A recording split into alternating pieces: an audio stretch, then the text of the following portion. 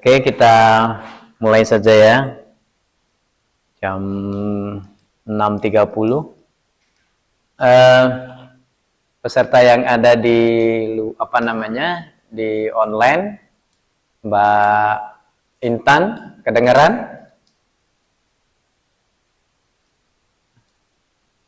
Kedengaran ya? Ya. Oke, baik.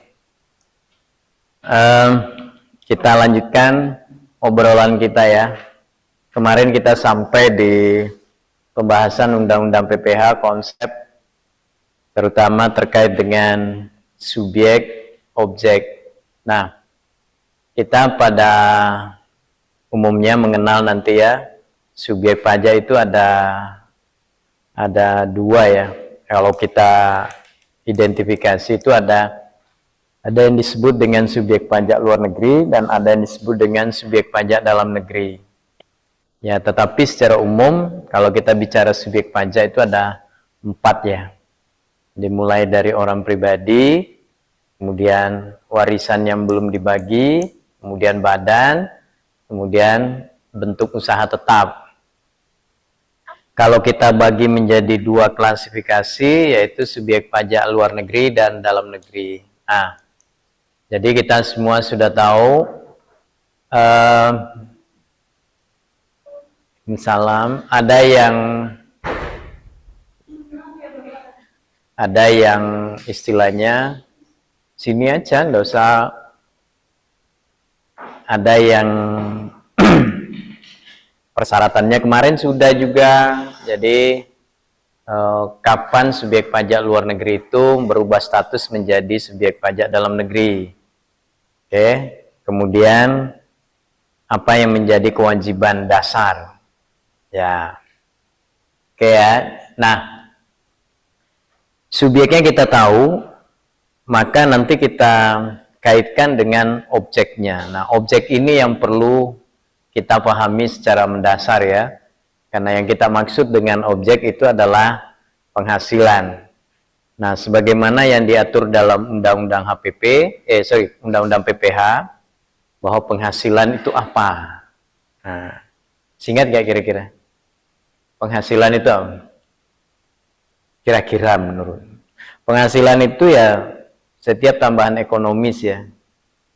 Oke, yang diperoleh dari Indonesia atau di luar Indonesia untuk satu periode tertentu atau periode pajak tertentu yang digunakan untuk konsumsi, setelah itu digunakan untuk investasi dengan nama dan dalam bentuk apapun. Nah, itulah pengertiannya ya, pajak penghasilan penghasilan. Sedangkan kalau pajak penghasilan yaitu pajak yang dipungut atas penghasilan. Nah, nanti kalau kita dicoba dimaknai lebih teknis, apa itu penghasilan? Nah, kembalikan ke pengertian menurut Undang-Undang PPH. Oke? Nah, di dalam undang-undang juga kita nanti akan mengenal beberapa konteks penghasilan ya, yang kita kemarin bagi menjadi 4 kriteria atau mungkin 4 pengelompokan ya. Ada yang penghasilan yang kita peroleh dari kegiatan utama kegiatan kita peroleh dari kegiatan bekerja. Nah, itu yang kita ketahui dengan istilah dapat gaji, honor, imbalan. Nah, itu semua penghasilan yang diperoleh dari kita bekerja. Kemudian ada penghasilan yang diperoleh dari kita berusaha. Entah itu nanti disebut dengan penghasilan tidak terikat, tetapi kita berbisnis, bisa dimaknai begitu. Kemudian ada penghasilan yang diperoleh dari kegiatan-kegiatan modal, biasa disebut dengan passive income. Jadi kita tidak usah kerja, yang kerja itu modal kita. Nah, kemudian yang keempat, ada kategori penghasilan yang diperoleh dari faktor keberuntungan. Jadi misalnya hadiah undian. Nah, itu 4 macam yang nantinya akan berpengaruh atau mempengaruhi penetapan di mana penghasilan itu akan dikenakan pajak. Ya, sebagaimana nanti kita ketahui bahwa pajak itu ada bermacam-macam, khususnya PPh. Ada pasal 21, ada 22, ada 23, ada 24, ada 25, ada 4 ayat 2. Nah, itu semua nanti akan mempengaruhi pengenaan pajak untuk setiap penghasilan yang kita terima. Tinggal lihat nanti kategori penghasilan dari mana kita dapat ya. Nah, pada prinsipnya penghasilan itu secara umum adalah objek pajak, kena pajak. Oke. Tetapi di dalam undang-undang itu nanti akan dikategorikan dalam 3 kelompok pasal. Jadi kalau misalnya nanti berbicara tentang objek pajak, maka pasti jatuhnya ke pasal 4 Undang-Undang PPh ya, pasal 4. Nah, tinggal nanti dipecah menjadi pasal 4 ayat 1, pasal 4 ayat 2, pasal 4 ayat 3. 4 ayat 1 itu adalah penghasilan yang dikenakan pajak. Nah, itu nanti tinggal melihat penghasilan ini kita terima dalam bentuk apa, itu masuk kategori dia kena pajak, atau justru masuk ke pasal 4 ayat 2. Pasal 4 ayat 2 itu adalah penghasilan yang dikenakan pajak final. Jadi dia juga kena pajak, cuma dia harus dikategorikan pajak final. Nah, apa itu pajak final? Oke, ada yang masih ingat pajak final dong? Jadi secara umum pajak yang dipungut oleh pihak lain dari kita sebagai pihak yang menerima penghasilan itu nanti ada kategorinya ya. Jadi kalau kita sudah dipungut pajak, pertanyaannya adalah apakah kita memposisikan pajak yang dipotong oleh orang lain itu sebagai uang muka kita gitu ya. Jadi kita sudah bayar lebih dulu, namanya uang muka. Jadi pajak yang dipungut oleh orang lain itu kategorinya adalah uang muka kalau itu pajaknya tidak final. Tapi kalau pajak final, nah ini yang tidak boleh diakui sebagai uang muka. Karena pajak final itu kategorinya adalah, pengertiannya adalah pajak yang kejadiannya atau pemungutannya terjadi pada saat kejadian. Misalnya ada transaksinya. Nah, itu dipotong. Tetapi dianggap selesai karena tidak diperlukan lagi langkah memperhitungkan di akhir tahun. Jadi tidak perlu lagi. Karena yang diperhitungkan di akhir tahun itu adalah pasal 4 ayat 1, yaitu uang muka. Nah, yang ketiga, jadi kategori yang ketiga adalah penghasilan tetapi dia tidak dikenakan pajak. Nah, di dalam undang-undang kita pasti sudah ada ya, apa yang menjadi objek pasal 4 ayat 1, 4 ayat 2, dan 4 ayat 3. Nah, ini nanti begini, kalau langkah untuk pemahaman secara mandiri, ya mungkin nanti karena ini sudah pertemuan ke-4 ya, 4, maka nanti ada penugasan lagi, 1, kategori mungkin kayak kita fokus di undang-undang PPh lagi ya. Kalau kemarin undang-undang KUP, sekarang PPh. Nah, perhatikan yang ini, nanti akan kita jadikan ini sebagai dasar ya, poin ininya. Jadi ada ketentuan-ketentuan khusus yang harus kita perhatikan pada saat kita bicara tentang pajak penghasilan atau penghasilan itu sendiri. Jadi poinnya begini, jadi semua penghasilan digabung dalam 1 tahun pajak. Nah, itu bisa kita maknai bahwa kapan kita terima pajak itu. Nah, itu ya. Jadi waktunya kapan? Itu harus dikelompokkan atau digabungkan menjadi satu. Yang kita kenal dengan istilah penggabungan penghasilan. Nah, cuma nanti perhatikan selain waktunya, kita juga harus perhatikan asal muasalnya atau asal usulnya. Kalau misalnya penghasilannya diterima dari luar negeri, maka dia harus diperhitungkan. Tetapi perhatikan waktunya. Waktu pengakuannya itu adalah pada saat periode pajak yang bersangkutan. Tapi kalau nanti masih komitmen, masih dalam bentuk janji, berarti belum terrealisasi, maka itu tidak boleh digabungkan.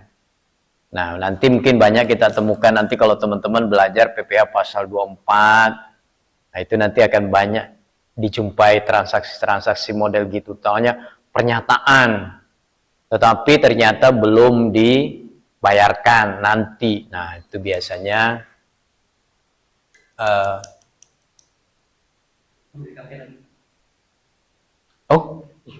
oke. Ya. Kemudian yang kedua, sekali lagi ya, yang kedua, jika ada kerugian, nah perhatikan kerugian itu terjadi di mana. Kalau kerugiannya itu terjadi di dalam negeri, maka regulasi mengatakan boleh dikompensasi selama 5 tahun berturut-turut. Tetapi kalau rugi di luar negeri, tidak boleh diperhitungkan. Nah, itu ya. Kemudian untuk penghasilan dikenakan pajak final, dikecualikan dari objek pajak, tidak boleh digabung. Oke, jadi kembali lagi ya, penghasilan tadi ada 3 ya, jadi penghasilan 4 ayat 1, 4 ayat 2, 4 ayat 3. Berarti yang poin yang ketiga itu adalah 4 ayat 2 dan 4 ayat 3. Tak boleh digabung. Oke ya, paham ya? Bisa nangkap. Nah, kalau yang ini saya tadi rencanakan karena banyak item ini nanti menjadi tugas saja.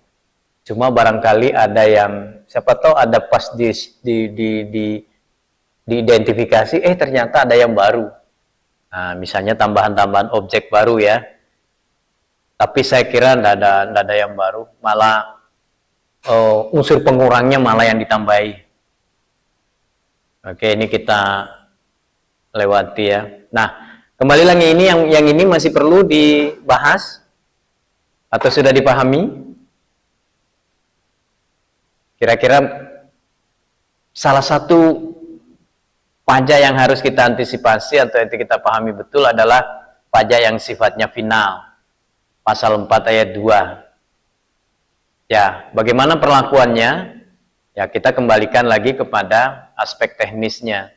Pajak ini penghasilannya tidak boleh digabung, pajaknya tidak boleh dijadikan uang muka. Begitupun bebannya.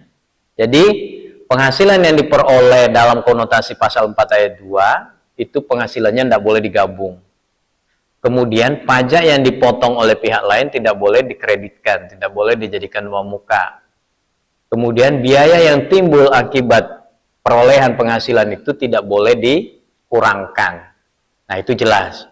Kalau 4 ayat 2, penghasilannya tidak boleh digabung, pajak yang dipotong tidak boleh dijadikan uang muka. Nah, oke? Jadi itu pajak final. Jadi, pajak yang dianggap selesai dengan pembayaran tersebut. Ya, jadi mungkin kalau nanti apa pertimbangannya? Contohnya ya, pajak final itu kalau Anda punya tabungan di bank, kemudian bank memberikan bunga, Anda tidak usah repot-repot. Kira-kira saya dapat bunga berapa, kemudian sudah dipotong pajak, bukti potongnya mana? Tidak usah ya. Karena itu dianggap final. Tidak usah membuat mereka yang punya penghasilan itu menjadi kerepotan karena memang mungkin dianggap bahwa itu untuk memudahkan saja. Contoh lagi, banyak-banyak yang kita jumpai pasal 4 ayat 2 itu adalah transaksi di bursa. Kenapa itu diberikan kemudahan? Supaya orang lebih tertarik bermain di bursa. Karena pajaknya misalnya banyakkan yang pendekatannya final, jadi selesai. Beda kalau baru melakukan transaksi kemudian direpotkan dengan urusan pajaknya. Karena apalagi kalau harus diperhitungkan kembali. Karena nanti kan di akhir tahun harus dihitung lagi. Nah, ini juga nanti ya, jadi yang final-final itu 4 ayat 2 silakan nanti menjadi tugas. Silakan diidentifikasi saja. PUT. Nah, kita sekarang masuk ke pasal 7 Undang-Undang PPH. Salah satu unsur yang paling menentukan adalah PTKP. Nah, PTKP. Penghasilan tidak kena pajak. Dan ini diperuntukkan bagi hanya pada konotasi OP ya. OP itu orang pribadi.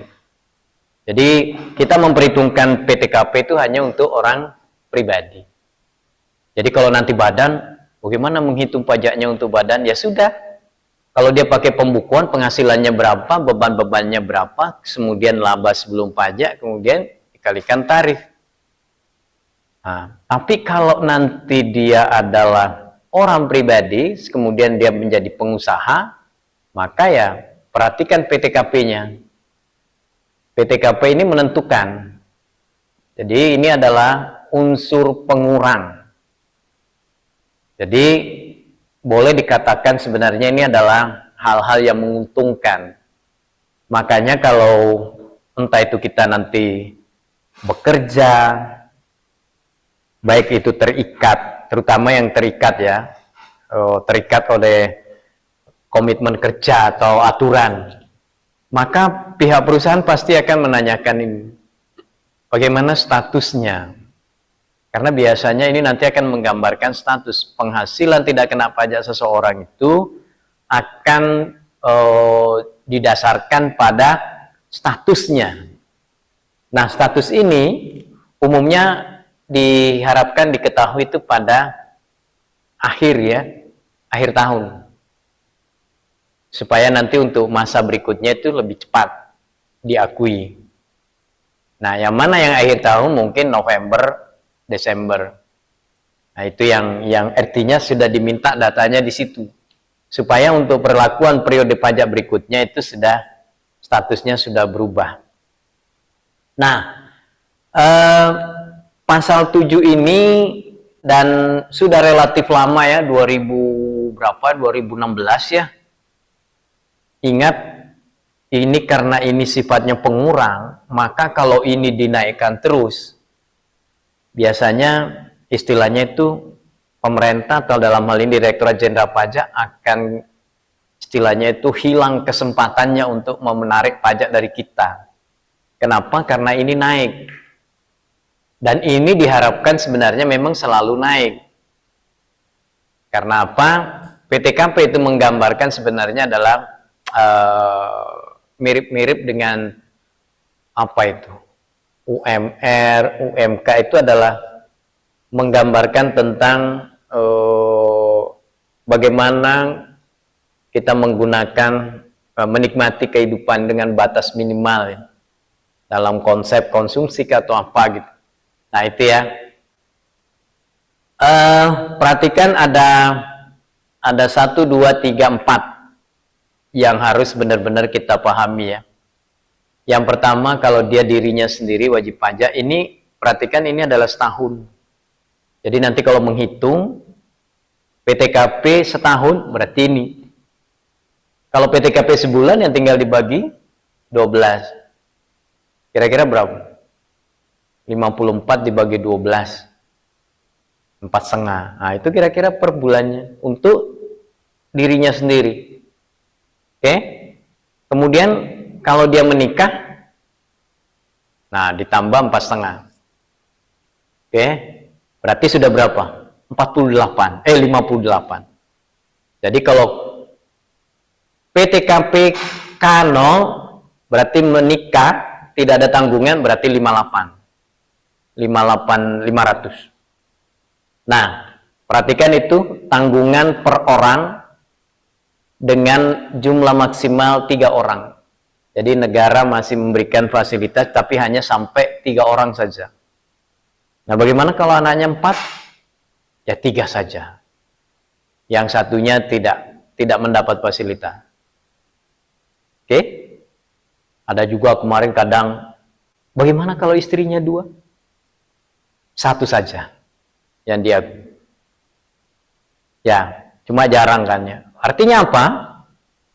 Undang-undang PPH tidak mentolerir atau barangkali tidak mentoleransi ya apa itu aktivitas poligami lah misalnya gitu ya.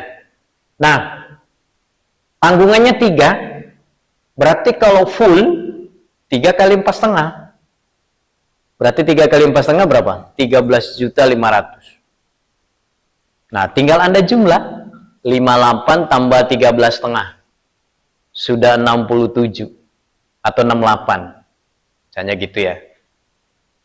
Nah, biasanya sampai 3 itu 1, 2, 3 layernya itu. Jarang yang 4. 1 sampai 4 jarang. Tapi kalau sampai terjadi, berarti kita juga harus hitung. Maka statusnya K, I, berapa tanggungan? Atau K tanggungan I. Ya, jadi nanti seperti di penggunaan peraturan TER, itu semua nanti didasarkan pada status. Jadi statusnya tinggal lihat, TK 0, artinya dia tidak ada tanggungan, TK 1 ada tanggungan tapi belum menikah, TK-nya 2, berarti tidak menikah, ada 2 tanggungan, cuma nanti kita lihat siapa yang boleh ditanggung. Nah, itu ya. Yang keempat itu PTKP bagi istri yang penghasilannya digabung. Nah, itu kemarin kan kita sudah pelajari juga ya. Pada saat bicara NPWP. NPWP seorang istri bisa tetap diaktifkan bila mana dia bekerja tapi penghasilannya ada kesepakatan tidak digabung atau disepakati ada pemisahan. Nah, itu bisa tetap menggunakan PTKP-nya. NPWP-nya dengan menikmati PTKP untuk dirinya. Itu istri bekerja. Tapi kalau ada klausul mengatakan istri bekerja, penghasilannya digabung, maka konsekuensinya adalah NPWP-nya dicabut. Tapi dia bisa menikmati PTKP dengan bergabung di suami. Oh, cukup besar 54. Sehingga kalau kita jumlahkan berapa kalau dimaksimalkan? 54 ditambah 54 sudah 108. Ditambah 4,5 sudah 112,5. Ditambah 9. Nah, itu cukup. Jadi kalau penghasilannya 100 juta dikurangi semua full 100, tidak ada pajaknya. Berarti ini kenikmatan. Ini PTKP ini menjadi kenikmatan untuk mengurangi beban pajak. Nah, cuma perhatikan ya tanggungan ya. Tanggungan itu meliputi anggota keluarga sedara semenda. Nah, yang mana yang dimaksud? Di situ ada istilahnya ya. Sedara semenda. Nah, sedara itu 1 derajat ke atas, 1 derajat ke bawah. Ini sedara. Yang ini 1 derajat ke samping, kiri, kanan, ini semenda. Nah, tinggal siapa yang dimaksud. Sedara itu ya ke atas mungkin orang tua kita, ke bawah copoy, anak kita ya. Garis keturunan lurus orang tua kita. Kemudian semenda, ini akibat hubungan akibat perkawinan. Oke, jadi ada mertua, kemudian apalagi itu? Anak angkat. Saya. Oke. Jadi ini jelas ya. Penetapan PTKP ditentukan keadaan pada awal tahun atau bagian awal tahun. Sebenarnya awal tahun ya artinya diketahui di situ, tetapi kalau boleh laporannya itu di akhir tahun, pemberitahuannya gitu. Supaya nanti pengakuan keadaannya itu ada di awal tahun. Nah, Oke, jadi ini jelas ya bagaimana perlakuan PTKP nanti. Ini apa ini? Pasal 8. Ada yang perlu penghasilan atau kerugian bagi wanita yang telah kawin dianggap sebagai penghasilan atau kerugian suami. Itu kalau ada ikut suami ya. Ketentuan di atas berlaku kecuali jika penghasilan tersebut semata-mata berasal dari satu pemberi kerja dan telah dipotong PPh pasal 21. Ya, ini nanti biasanya yang dimaksud di sini apakah kalau kita cermati ya, ketentuan di atas berlaku kecuali jika penghasilan tersebut semata-mata berasal dari satu pemberi kerja. Jadi tempat dia bekerja hanya dipotong PPh pasal 21. Pekerjaan di situ tidak ada hubungannya dengan usaha atau pekerjaan bebas suami. Ya, jadi berbeda ya.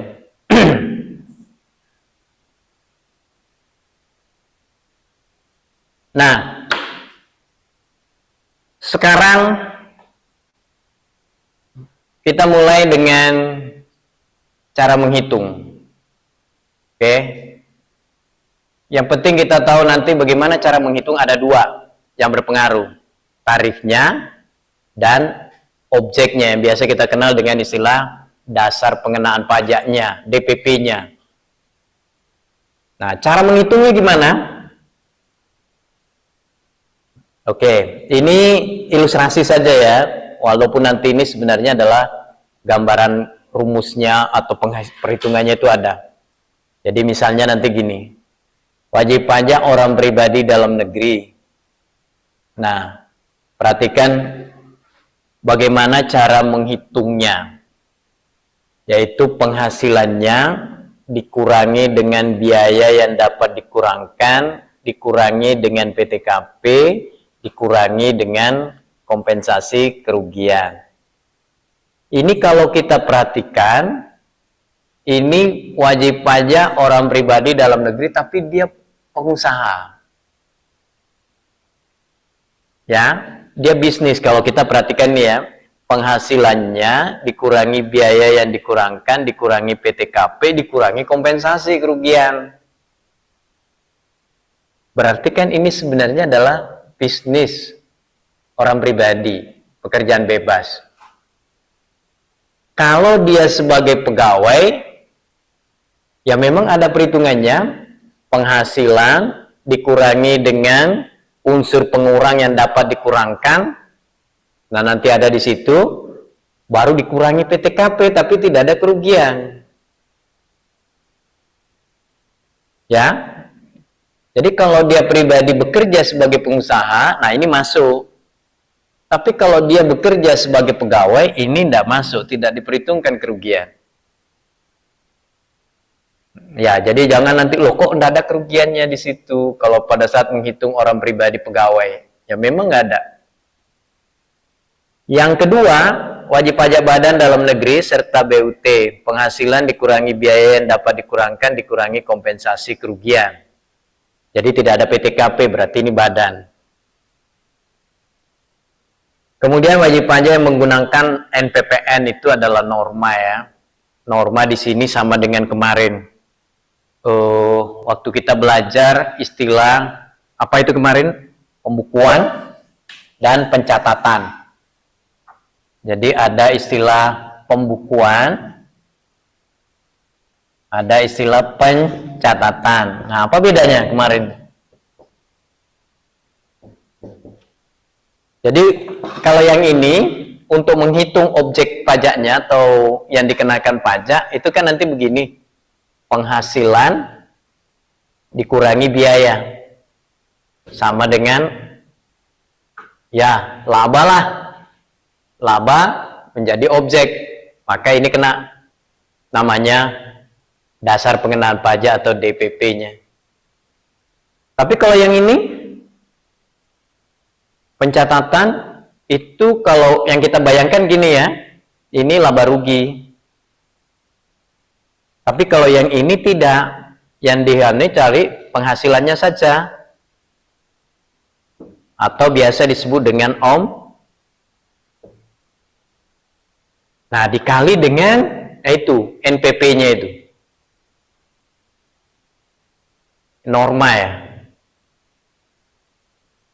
Nah, NPP di sini adalah prosentasi tertentu. Baru sama dengan TPP. Baru dikali nah, ketemu sudah. Jadi perhatikan bedanya apa?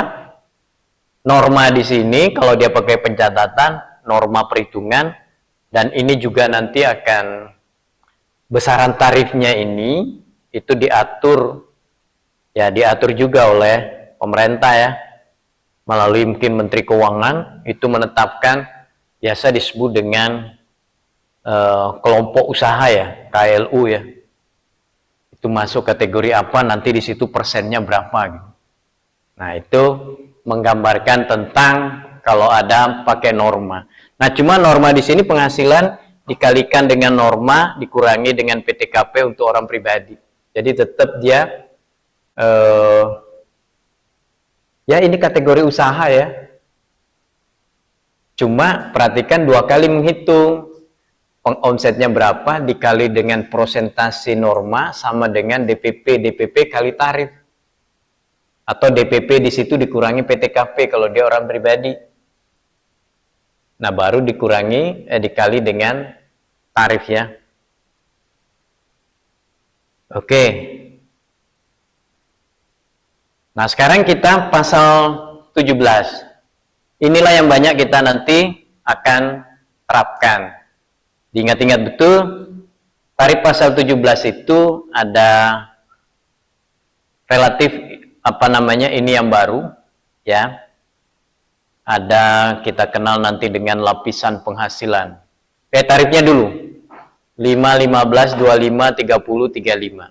Kalau dulu hanya sampai 30, sekarang ditambahi 35. Bisa dibayangkan 35% dengan lapisan penghasilan di atas 5 miliar. Nah, pertanyaannya kan, apa yang menjadi alasan munculnya tarif itu? Kalau dulu cuma sampai nomor 4.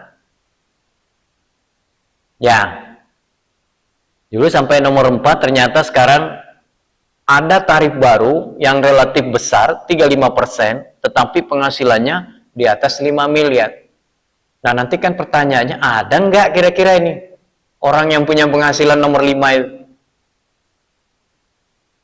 Misalnya kan ada mungkin ya. Ya, jadi ingat, untuk 5, 15, 25, 30, 35 itu adalah tarif untuk tarif pasal 17 orang pribadi. Oke?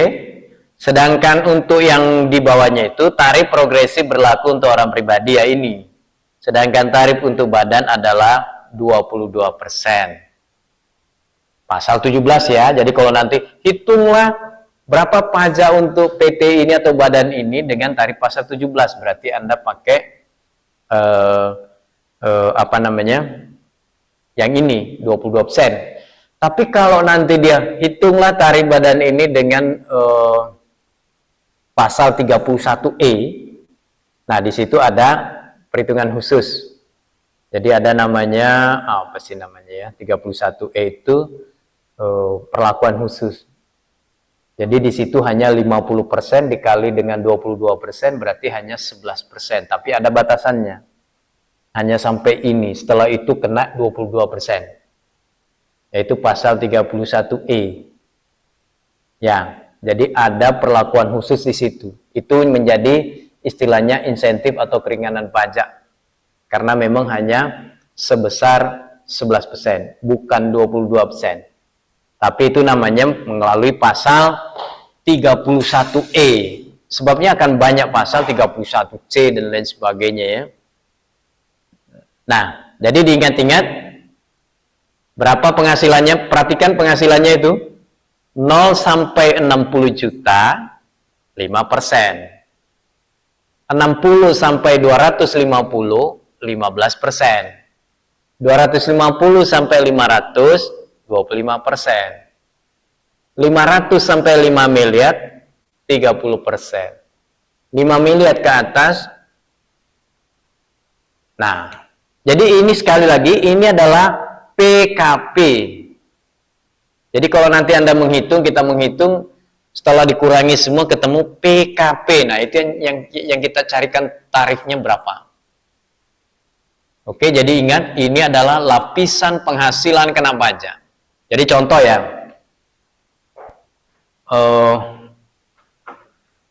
penerapan tarif ya.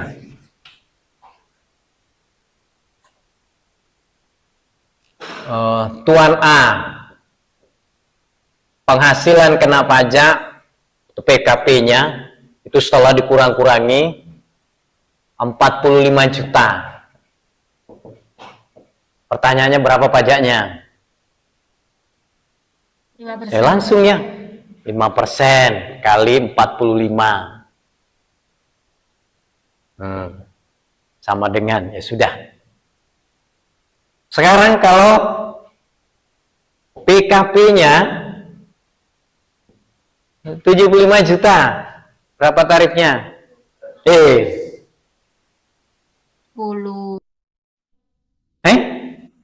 Berapa? 11. Berapa Mbak Intan? 15? Oh, diperhatikan baik-baik. 5% berapa kisaran penghasilan? 0 sampai 60 berarti 60. Kan 0 sampai 60 berarti 60. Yang kedua 60 sampai 250, isinya berapa? Ya, kalau sudah begini kan asik ya. Kalau ada begini, berarti ambil dulu 5% kali 60 juta. Baru 15% kali 15 juta. Nah, kan? Aman sudah. Ini 3 juta. Ini tinggal kali. Oke. Sekarang PKP 300 juta. Berapa pajaknya? Sama. 5% kali 60 juta. Terus? Ayo. 15% kali berapa? 140. 100 berapa? 240. 140? Dari mana 140?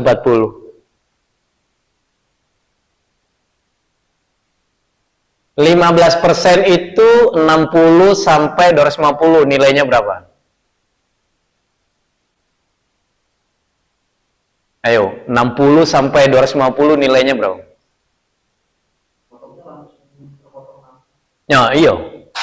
Anggap saja 250 kurang 60, berapa? 190. Ini di sini 190. Terus, karena penghasilannya 300, ini baru berapa? 250, berarti ada 25% kali 50. Dan seterusnya. Ya. 200? Oh enggak. Dia nanti berangkatnya situ. Ya. Nah, di situ justru kadang memang yang sering keliru. Dia pada ujian, nilainya 200. Padahal itu berapa nilainya? Cuma 190. Oke ya? Jadi ini tarif. Kita nanti akan coba perhatikan bagaimana perlakuannya. Oke. Nah, sekali lagi, kalau ini nanti dianggap setahun, ya kalau misalnya ini setahun, ya sudah. Nanti kalau dia tanya berapa per bulan, ya dibagi 12. Tapi kalau ini nanti sudah sebulan, ya sudah. Kita nanti akan menganggap berapa penghasilan setahun, ya dikali 12, bukan dibagi 12. Oke? Nah, kira-kira itu gambarannya mengenai bagaimana kita memahami tarif pasal 17. Ya, karena ini kita masih berada di 21, Berarti kita orientasinya berada di konteks pekerja. Ya, pekerja ya. Tarifnya progresif 5, 15, 25, 30, 35. Dengan lapisan penghasilan itu tadi.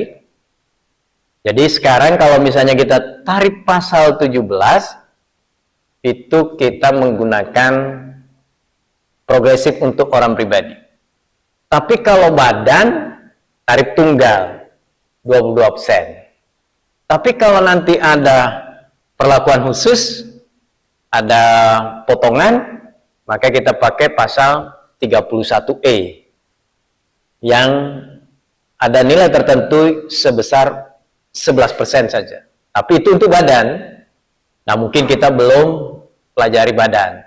Kita belajar dulu aja orang pribadi. Oke, jadi apa yang penting untuk kita siapkan terkait dengan langkah kita berikutnya untuk mempelajari pajak untuk orang pribadi? Yang pertama tadi adalah PTKP. PTKP itu dinikmati oleh status pribadi ya. Apakah dia bekerja dalam konteks terikat kedinasan atau dia bekerja sebagai pekerjaan bebas.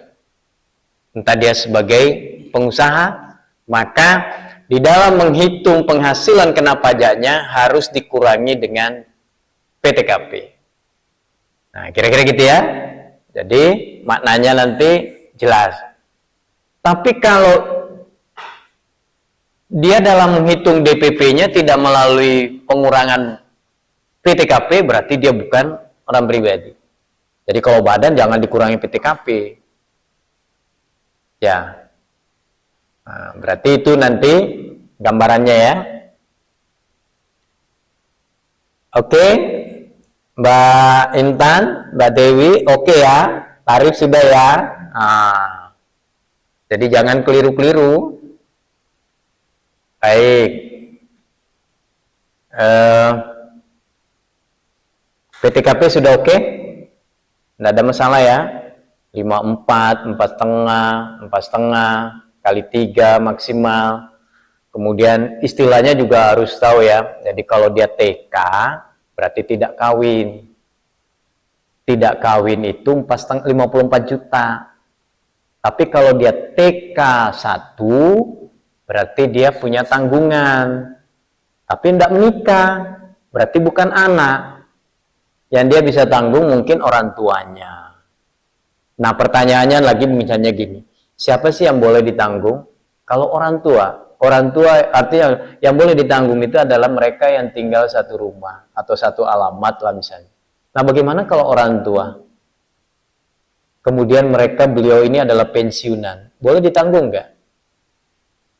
Ya kalau dia sudah punya penghasilan, ingat kalau dia pensiunan masih punya penghasilan, berarti dia punya NPWP, yang tidak boleh ditanggung. Jadi yang boleh ditanggung adalah mereka yang tidak punya penghasilan di bawah tanggungan kita. Gitu. Ya, oke, jadi jelas yang bisa ditanggung.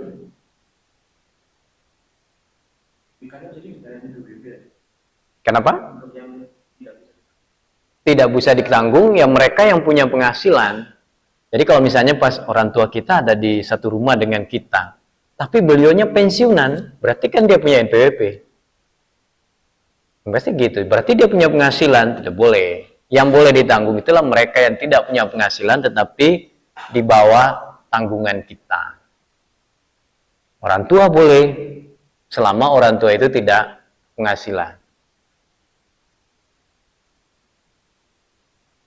Pelunasan pasal 20 sampai dengan pasal 29. Nah, perhatikan mulai dari pasal ini itu kita sebenarnya sudah melunasi pajak. Coba perhatikan jenis pajak apa yang kita singgung kemarin. 21, 22, 23, 24, 25, 4 ayat 2, 28, 29. Nah, berarti sampai dari pasal 20 sampai 29 itulah cara kita melunasi pajak. Berarti ada berapa pasal itu? Mulai dari 20 sampai 29. Itu semuanya konteksnya adalah cara melunasi pajak. Nah, misalnya ya, pasal 20, pajak tahun berjalan dapat dilunasi. Nah, ini konsep ya. Jadi teman-teman karena masih belajar atau kita belajar dalam ketatanan pengantar perpajakan, maka pertanyaannya itu kan tadi cara menghitung. Cara menghitungnya gimana? Ya cara menghitungnya itu kan rumusnya hanya rumus standarnya adalah tarif dikali dengan dasar pengenaan pajak. Itu cara menghitung. Tetapi pada saat kita masuk ke dalam aspek teknis, kalau dia orang pribadi, kita harus hitung ada unsur PTKP yang harus kita pertimbangkan. Berarti juga cara menghitung. Kemudian kalau dia orang pribadi, ya, kemudian kalau dia badan, perhatikan tarif. Karena memang hanya dua unsur yang berpengaruh. Besarnya pajak terutang itu akan dipengaruhi oleh dua unsur, yaitu tarifnya dan DPP-nya. DPP-nya itu terbentuk dari banyak faktor, contohnya penghasilan dikurangi dengan unsur pengurang, dikurangi lagi dengan PTKP, dikurangi lagi dengan kerugian kalau ada. Nah, itu kan semua adalah unsur yang berpengaruh. Tapi nanti endingnya adalah dasar pengenaan pajak atau penghasilan kena pajak. Nah, itu yang jadi dasar. Jadi kalau ada kerugian, kemudian dikurangi kerugian ternyata masih positif, maka itu namanya PKP-nya. Baru dikali dengan tarif, maka itu yang disebut dengan cara menghitung. Sekarang cara melunasi. Nah, cuma perhatikan ya, perhatikan kembali lagi kita posisikan, kita itu posisinya apa? Karena nanti ada dua ya, kemarin itu ya. Sebagai pemotong, sebagai terpotong, sebagai pihak bayar sendiri. Nah ini semuanya. Ya, apakah dia badan? Sama, dia sebagai pemotong, kemudian terpotong dan bayar sendiri. Oke? Nah, coba kita lihat. Pada saat tahun berjalan, tahun pajak berjalan, itu nanti kita kenal pembayaran pajak yang dilakukan oleh sendiri. Berarti pasal 25. Nah, pasal 25 itu apa? Ngangsur. Mengangsur pajak itu ada. Cuma kalau orang pribadi pegawai tidak perlu mengangsur. Ya, langsung potong kemudian dihitung karena kita tidak punya kewajiban untuk melakukan pembukuan. Tapi kalau ini ada kewajiban membayar dalam bentuk angsuran. Angsuran itu setiap bulan. Berarti cara membayar pajak bisa melalui satu angsuran. Kita boleh dibolehkan untuk ngangsur. Nah, cuma pertanyaannya lagi nanti, kenapa sih harus ada mekanisme angsuran? Atau kenapa harus ada pasal 25? Nah, mungkin nanti bisa dimaknai, dipahami ya. Mekanisme angsuran itu apa itu angsuran? Angsuran itu ya dicicil dulu. Dibayar dulu, tapi sifatnya cicil. Supaya nanti apa? Tidak meringankan di akhir tahun. Nah, itu maksudnya. Caranya menghitung PPh pasal 25 ya nanti aja lah ya. Kemudian pemotongan dan pemungutan pihak lain. Nah, ini kan. Jadi kita itu sudah terpotong pajak melalui orang lain yang disebut dengan istilah withholding itu ya. Dilakukan oleh pihak lain yang memotong pajak, tetapi kita yang bayar. Cuma mereka yang mengadministrasi, mengelola, menyetorkan, lain sebagainya ya. Jadi 21, 22, 23, 24, 26. 26 boleh pemotongan atau pemungutan oleh pihak lain. Pasal 26. Merupakan pelunasan pajak yang boleh dikreditkan terhadap PPh yang terutang untuk tahun pajak berjalan dan untuk kecuali untuk pembayaran PPh yang bersifat final. Nah, ini jelas ya. Perlu diilustrasikan, masih perlu nggak? Misalnya gini kemarin ya, contohnya ini penerapannya ya. Misalnya gini ya, kita pakai orang pribadi atau perusahaan? orang ya, kalau dia tuan. Misalnya ya, ini pegawai atau bisnis ya? Bisnis misalnya ya, bisnis. Nah, penghasilan. Oke, misalnya berapa ya? 200 juta. Ini penghasilan. Beban. Apa itu ya?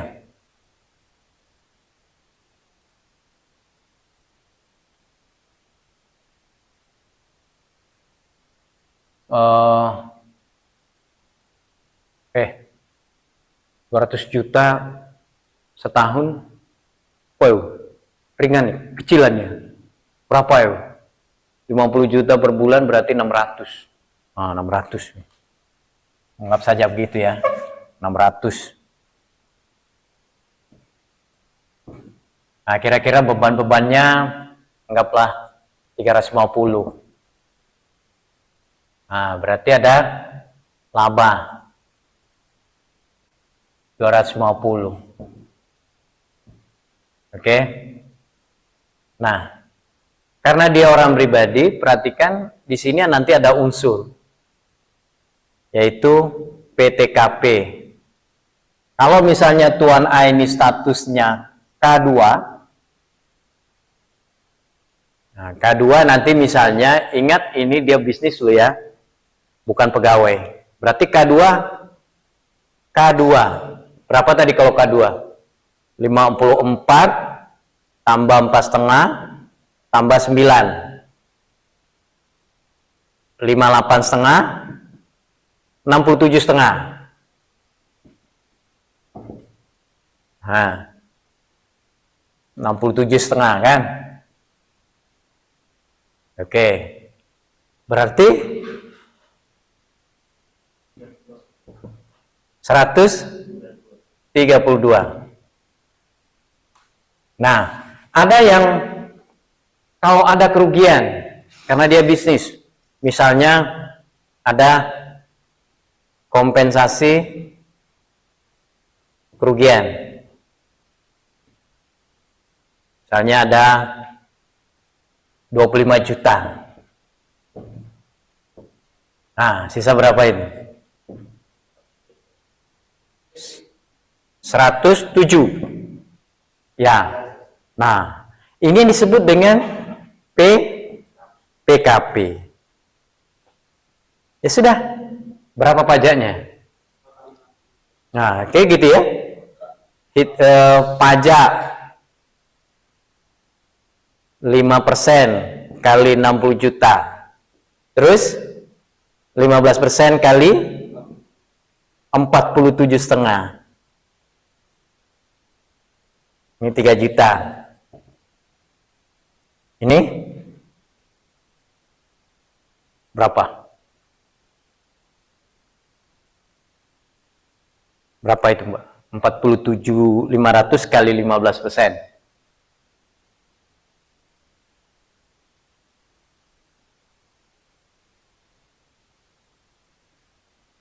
Sorry, 3 juta.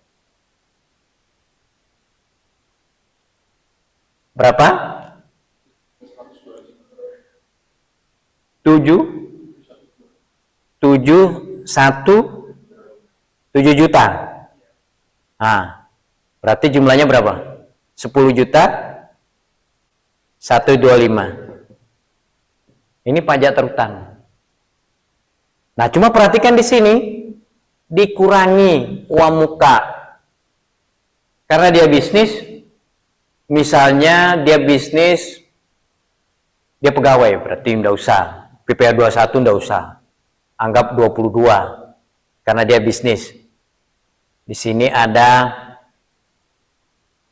2.500.000. Apalagi biasanya pasal 23. 1 juta. Kemudian di sini pasal 25. Tiap bulan dia ngangsur 500. 500 kali 12 6 juta. Nah, total uang muka berapa itu? 9,5. PPh kurang bayar. Berapa ini? 10, 125 dikurangi 9,5. 600. Nah, kurang bayar. Pasal 29. Berarti cara melunasi ya 29 bayar. Hanya gitu ya. Ini kebetulan ilustrasi tentang orang pribadi bisnis. Berarti apa yang menggambarkan orang pribadi? Satu, ada PTKP-nya. Kemudian yang kedua, tarifnya. Oke, tapi kalau dia badan, ini tidak ada, ini ada, ini lain. 22% misalnya. Terus ini ada. Ya. Sehingga nanti akan cara menghitungnya akan seperti ini. Jadi ada 29 ternyata dianggap sebagai cara kita membayar pajak. Yang mana itu? Ya. Oke? Ya.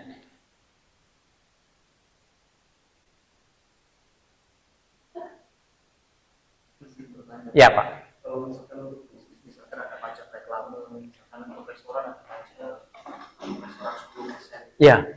Bisa mengurangi. Oh, udah bisa? Nggak bisa, karena itu pajak daerah. Ya. Pajak itu kan ada pajak pusat, ada pajak daerah. Ya, pajak daerah adalah pajak yang dikelola oleh pemerintah daerah. Dipotong, dan itu yang banyak biasanya kita hadapi kan di daerah. Tetapi perlakuannya, pajak-pajak yang ada di daerah tidak boleh dijadikan uang muka.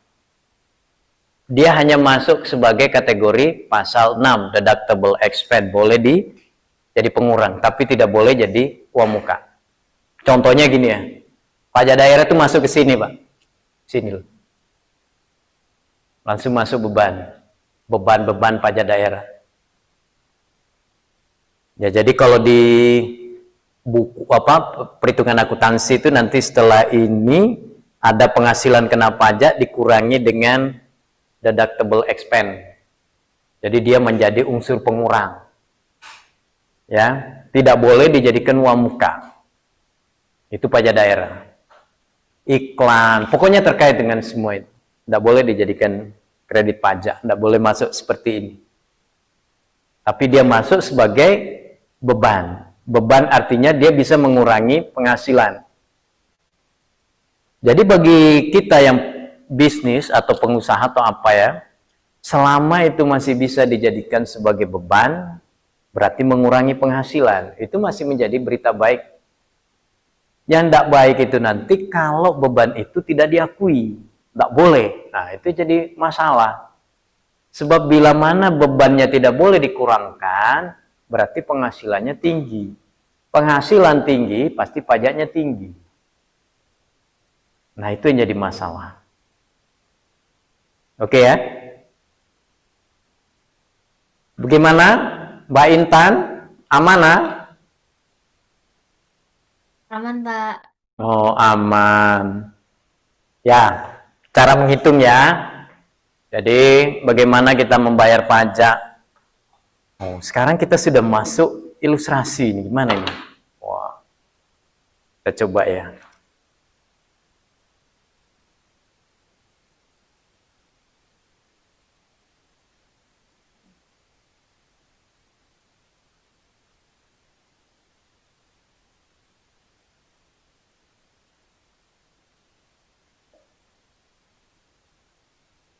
Oh, ini.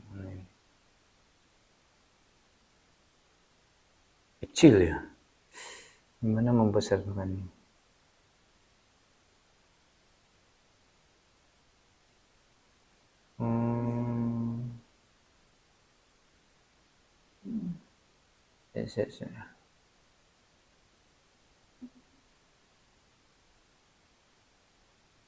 Nah, ini gini ya.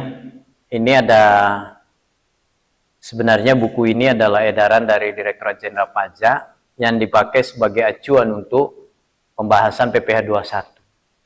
Jadi ini yang relatif baru, bisa kita pakai daripada kita pakai buku-buku yang ada di toko buku mungkin belum terrevisi.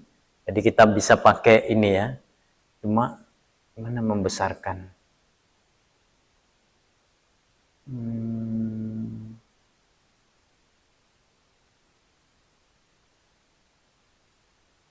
Kelihatan enggak? Enggak kelihatan ya.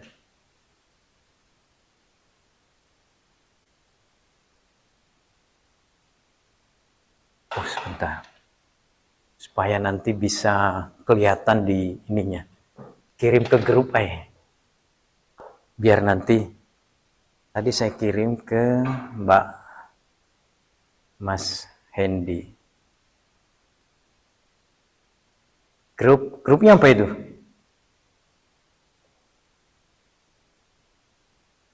Perpajakan. Tadi ada transaksi kok. Bukan. Pajakan. Oh ini.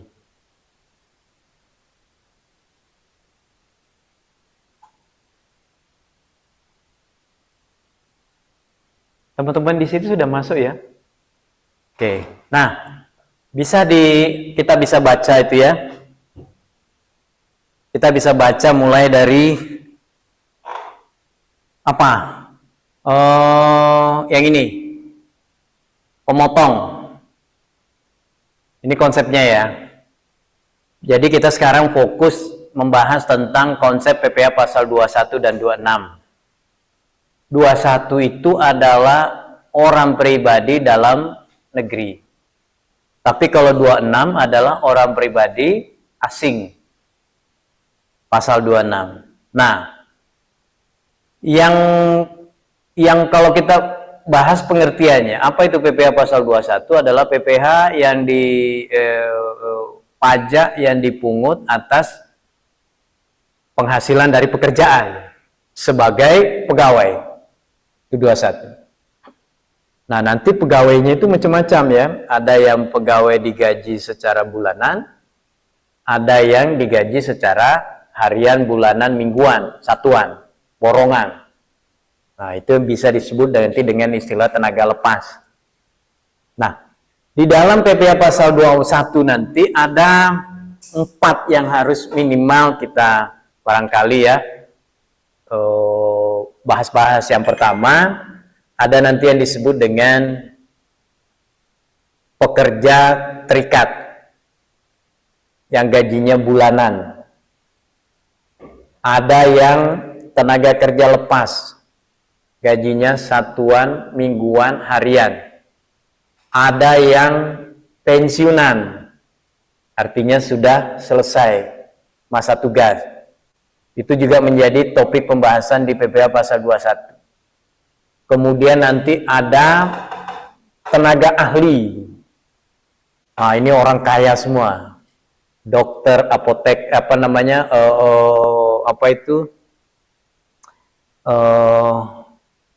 pengacara, notaris, nah itu semua, advokat.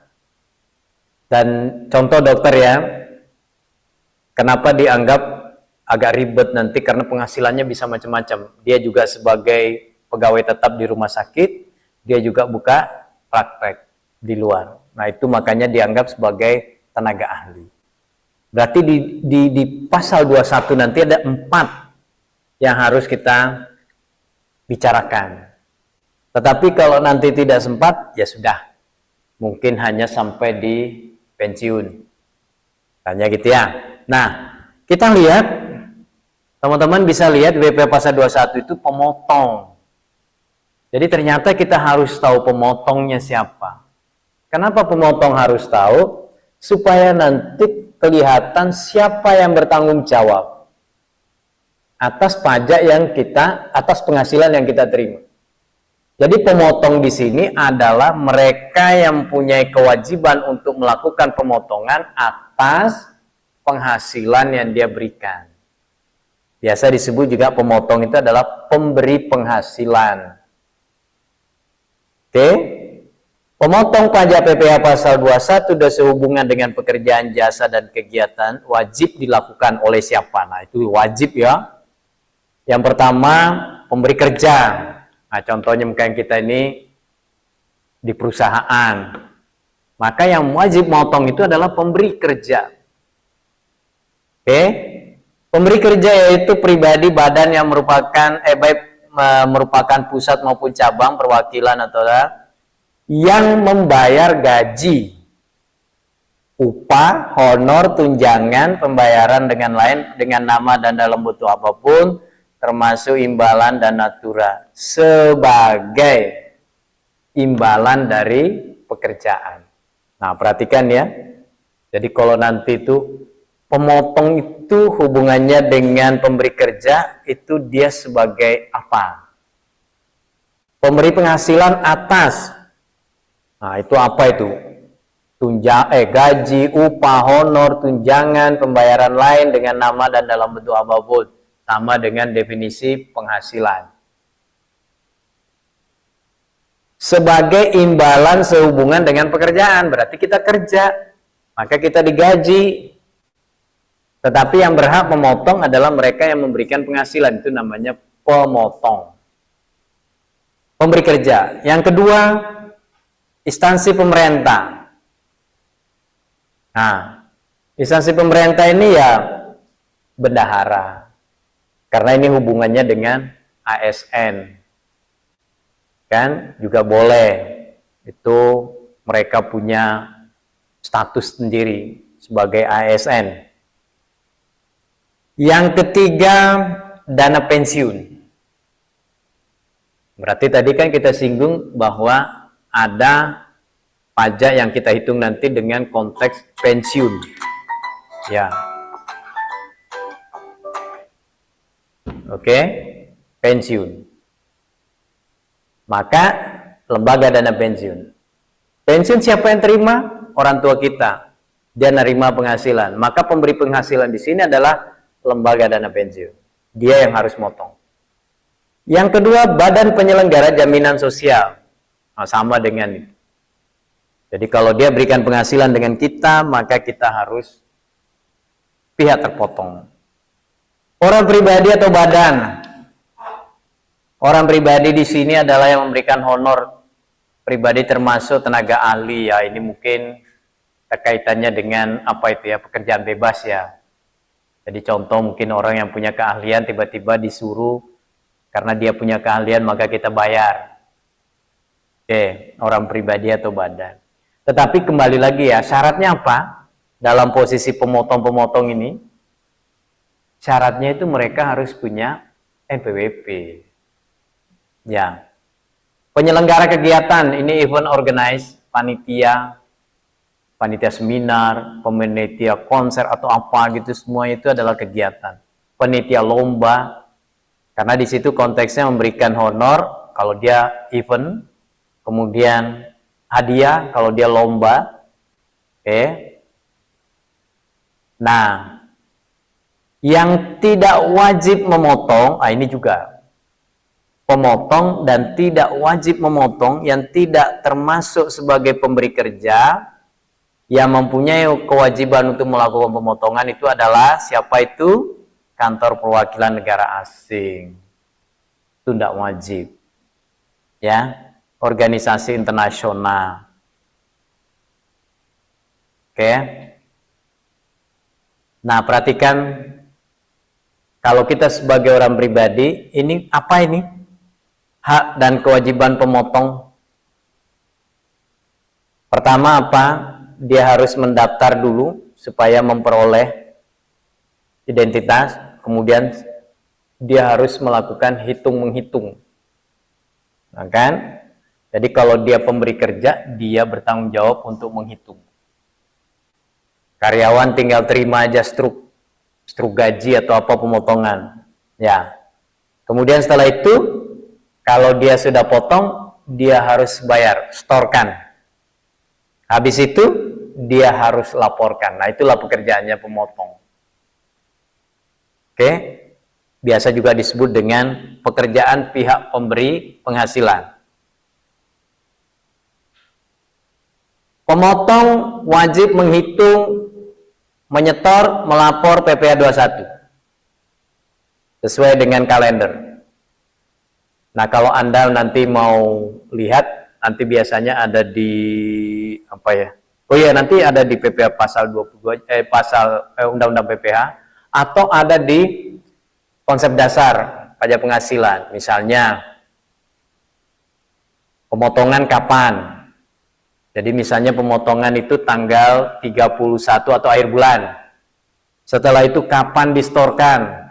Tanggal 10 bulan berikutnya. Terus kapan dilaporkan? Tanggal 15 atau paling banter tanggal 20 bulan berikutnya.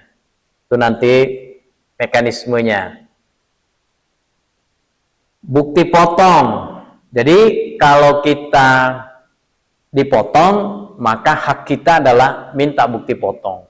Kalau kita merupakan hak, maka kewajiban bagi yang memotong wajib membuat bukti potong. Nah, ini mind map pihak yang dipotong. Nah, ada pemotong, pihak yang dipotong. Nah, kita lihat siapa yang pihak yang dipotong. Penerima penghasilan yang dipotong pajak PPh 21 sehubungan dengan pekerjaan meliputi, nah itu siapa saja. Yang pertama pegawai tetap, pensiunan, anggota dewan komisaris, dewan pengawas, pegawai tidak tetap, bukan pegawai berarti tenaga ahli. Nah, itu sampai nanti di bawah pemain musik, pembawa acara, itu semua adalah masuk kategori bukan pegawai. Tetapi mereka memperoleh penghasilan. Oh, ini banyak ini ya. Peserta kegiatan meliputi peserta lomba, peserta rapat, rapat dapat duit. Nah, misalnya gitu ya. Tidak termasuk pihak yang dipotong. Siapa itu? Pajak pejabat perwakilan diplomatik. Ah, itu tadi sudah ya. Hak dan kewajiban. Nah, perhatikan. Apa haknya kita sebagai orang yang berada dalam posisi dipotong? Nah, itu. Apa hak kita? Pertama, jumlah PPh yang dipotong itu merupakan kredit pajak kita. Kenapa? Karena PPh 21 itu bukan pajak final. Oke? Tapi dia adalah pajak yang tidak final. Maka bisa menjadi status uang muka. Atas penghasilan yang dipotong oleh pemotong pajak dan yang dipotong berhak mendapatkan bukti potong. Nah, nanti begitu ya gambarannya ya. Jadi kalau nanti teman-teman diminta, coba saudara jelaskan tentang mekanisme baik secara kuantitatif atau kalkulatif dengan administratif. Buktinya administratif itu adalah bukti potong. Kalau Anda dipotong, maka hak Anda apa? Meminta bukti potong. Kalau Anda merupakan pihak yang berhak, maka yang satunya pihak yang berkewajiban. Nah, itu diatur dalam aturan teknis ya. Minta bukti potong. Oke. Kenapa? Karena ini pajak tidak final, bisa dikreditkan, bisa dijadikan uang muka. Kapan itu diperhitungkan? Kalau kita sebagai orang pribadi pekerja, tiap bulan kita dipotong oleh bendahara atau perusahaan. Maka nanti kita secara pribadi akan punya tanggung jawab melakukan perhitungan akhir tahun. Jadi kita rekap semua lagi Januari sampai Desember, laporan SPT kita secara pribadi. Kalau kita tidak punya penghasilan lain-lain, berarti gampang saja, pasti nihil.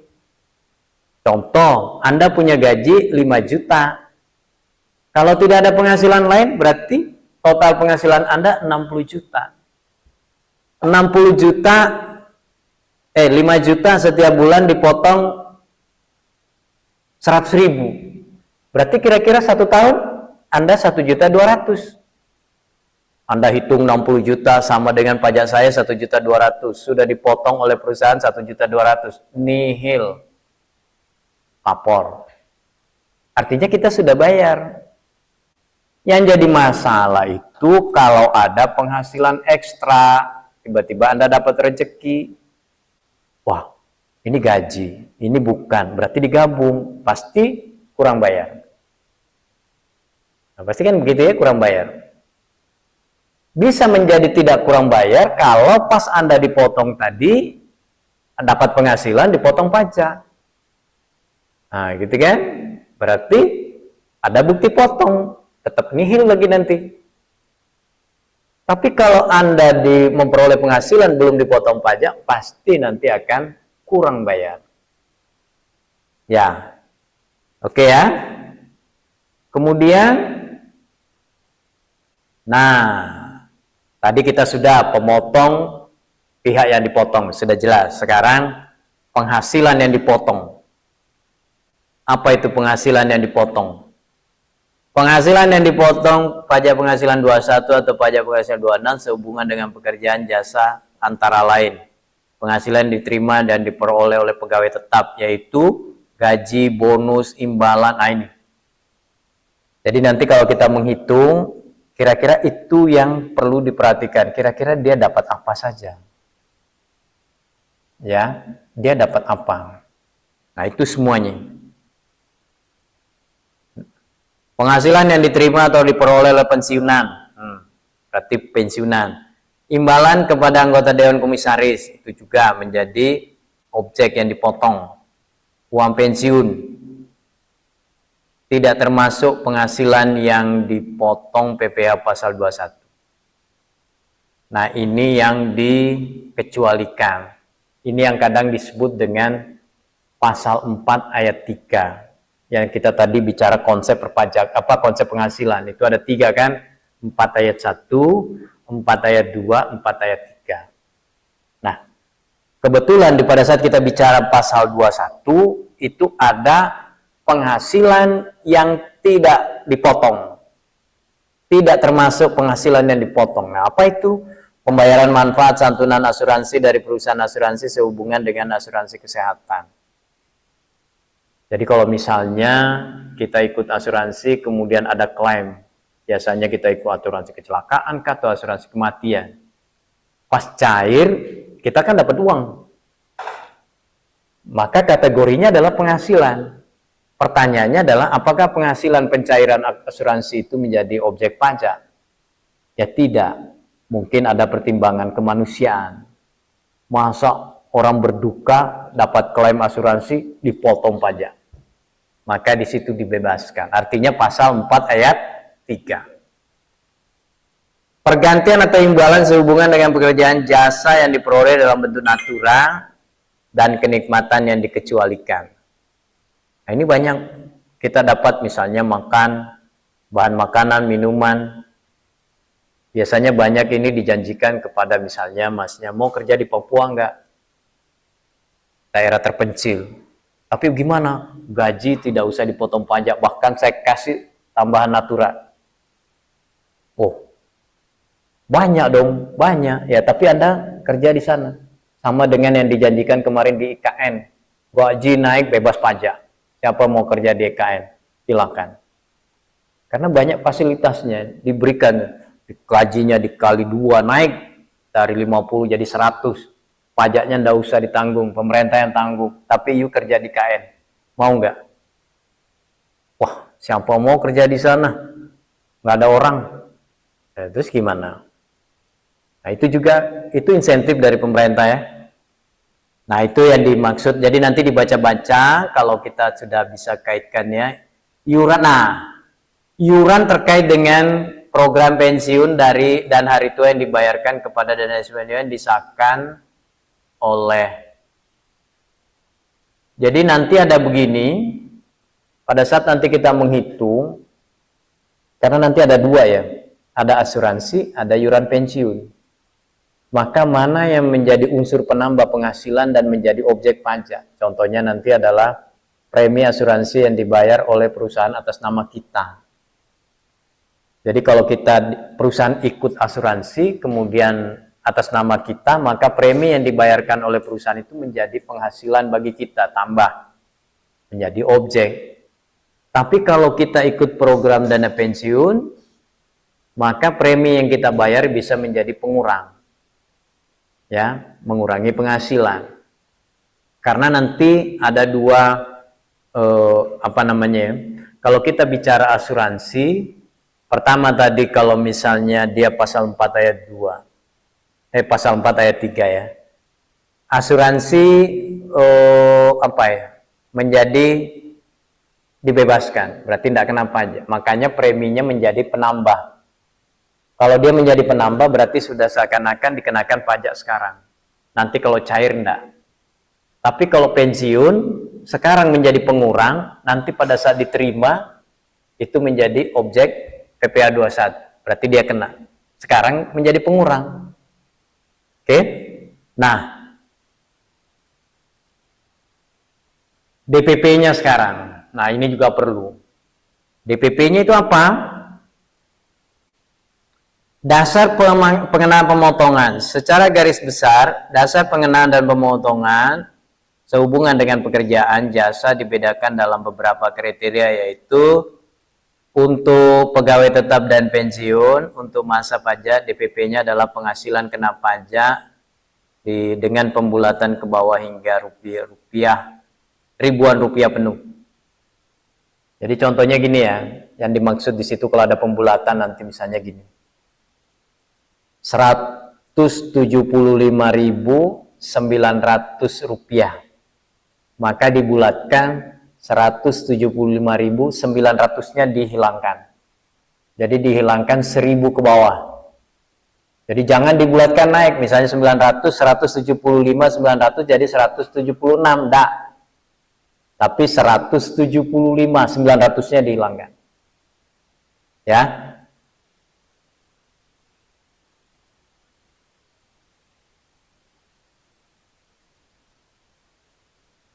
Tarif. Nah, di dalam PPA pasal 21 kebijakan baru ada dua tarif. Yang pertama kita kenal dengan tarif efektif rata-rata atau TER. Yang kedua adalah tarif pasal 17. Oke. Di dalam TER ada dua. Ada tarif efektif bulanan dan ada tarif efektif harian. Terutama untuk mengantisipasi gaji atau upah yang diterima harian. Oke. Jadi ada dua ya tarif pasal 17. Yang mana tadi pasal 17? 5, 15, 25, 30, 35. Nah, kalau yang ini, wah, nanti kita lihat tabel. Nah, ini tarif pasal 17. Oke? Tarif pasal 17.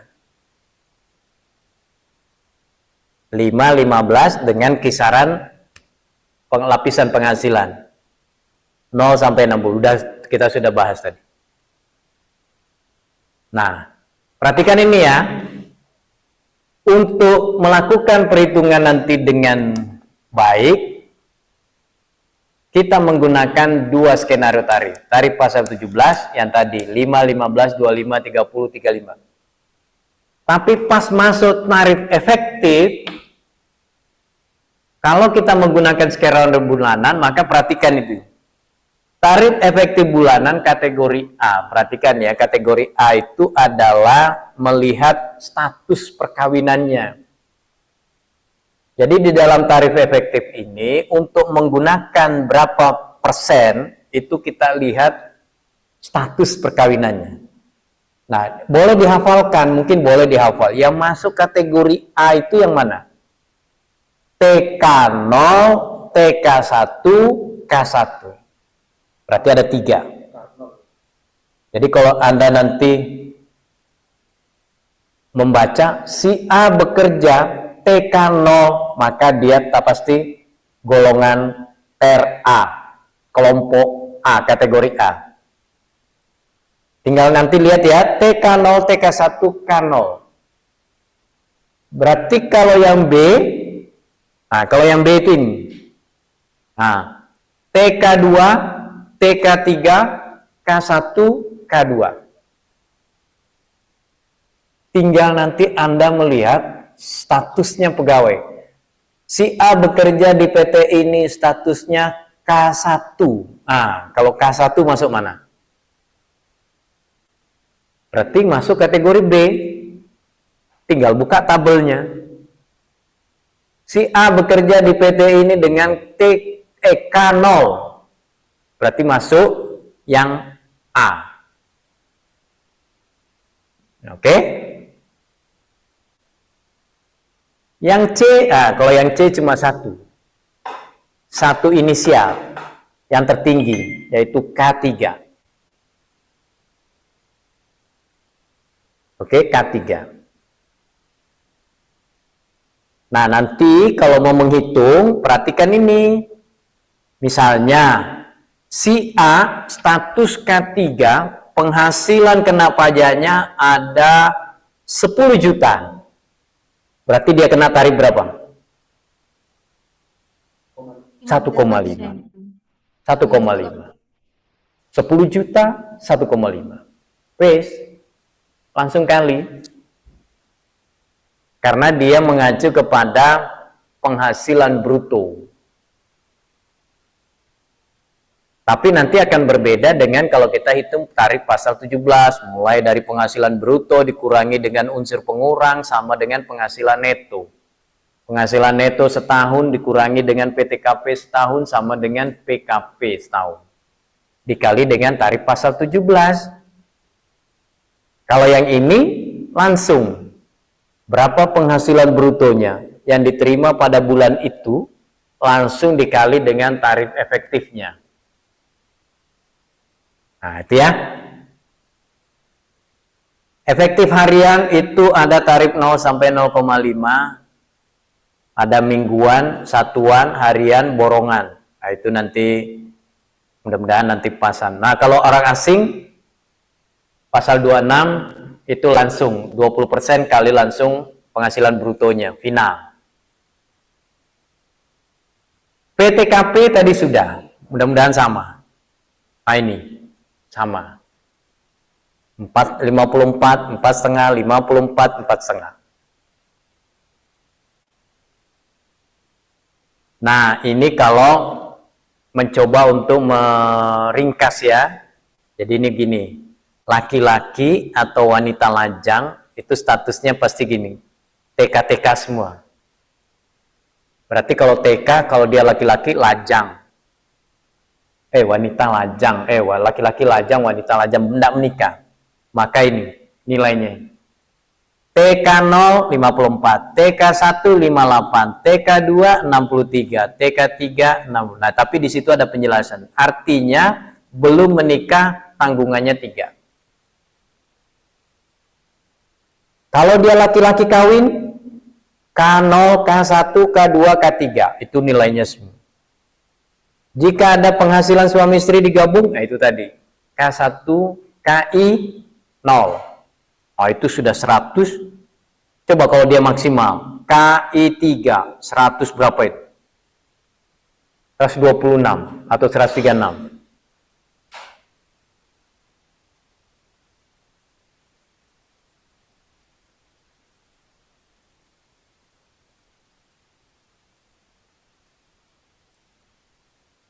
Kita ini penghasilan suami dan digabung ya. Nah, ini nanti ya, mulai dari sini ya. Jadi 08 itu poin 08 itu nanti dibaca-baca. Pegawai tetap. Para pegawai atau karyawan dibagi menjadi 2 status. Itu menurut Undang-Undang Ketenagakerjaan. Jadi aturan pajakan ini sudah juga mengakses Undang-Undang Ketenagakerjaan. Nah, perhatikan ya, komponen yang menambah dan mengurangi penghasilan bruto.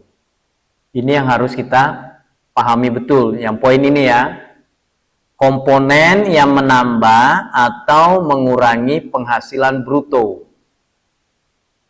Tahapan utama, nah itu, tahapan utama dalam menghitung pajak penghasilan PPh 21 pegawai tetap adalah menghitung seluruh penghasilan bruto yang diterima atau diperoleh dalam 1 bulan. Meliputi apa saja? Nah, itu gaji, terus bonus, lembur kalau ada, imbalan sehubungan dengan kegiatan penyelenggaraan pemberi kerja, pembayaran iuran jaminan kecelakaan, itu semua adalah unsur penghasilan. Nah, di dalam perhitungan TER, yang paling penting itu adalah berapa nilai penghasilan brutonya, karena itu yang dianggap sebagai dasar pengenaan pemotongan. Nah, yang mana itu penghasilan bruto? Ya ini. Mana yang menambah, mana yang mengurang. Oke. Unsur yang mengurang, yang boleh jadi pengurang, itu nanti ada biaya jabatan, iuran terkait dengan program pensiun hari tua, dan zakat. Nah, ini agak baru ini ya. Zakat atau sumbangan keagamaan bersifat wajib. Kalau dulu tidak ada. Kalau ini sekarang ada. Boleh menjadi unsur pengurang. Tapi pegawai itu membayar zakat melalui perusahaan yang akan diserahkan kepada lembaga badan amis zakat yang pendiriannya disahkan oleh pemerintah. Nah, itu boleh diakui sebagai pengurang. Tapi kalau Anda bayar zakat mungkin di kampung, ya tidak boleh. Tidak boleh jadi pengurang. Yang dimaksud di sini adalah Anda sebagai pegawai bayar zakat melalui perusahaan. Dan perusahaan itu nanti akan menyerahkan zakat itu kepada lembaga badan amis zakat yang disahkan oleh pemerintah. Sehingga boleh menjadi pengurang. Nah, itu sudah, perhatikan 3 poin itu ya, yang menjadi pengurang adalah biaya jabatan. Nah, biaya jabatan ini adalah fasilitas sebenarnya juga yang kita dapatkan hanya kita sebagai pegawai tetap. Yang non tetap tidak boleh, tidak bisa menikmati biaya jabatan. Oke? Jadi itu konsepnya ya. Nah, ini juga mana yang ini yang poin ini banyak, karena nanti gini ya, ada 2 di situ kan, ditanggung oleh pemberi kerja dan ditanggung oleh karyawan. Berarti ada 2 pihak yang membayar. Contoh ya, bayar premi asuransi 500.000, 300 dibayar perusahaan atas nama karyawan, 200 dibayar sendiri oleh karyawan. Nah, itu maksudnya pembagiannya nanti di situ. Cuma mana yang boleh menjadi penambah penghasilan, mana yang boleh menjadi pengurang. Nah, itu ada di situ. Ya.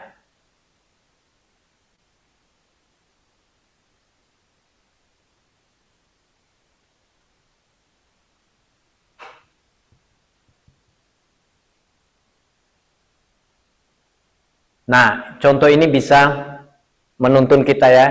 Contoh ini. Jadi